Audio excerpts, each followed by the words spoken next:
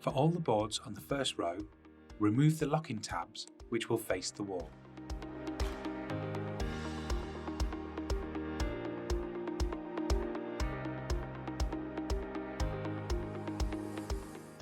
At an angle, slide the locking tabs on the short edge of the board into the spaces on the short edge of the previous board, then lay down to lock into place.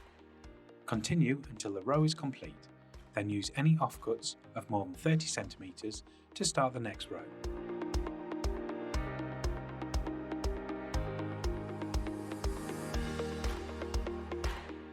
For the first board on the next rows, slide the locking tabs on the long edge into the spaces between the locking tabs of the previous row and lay flat.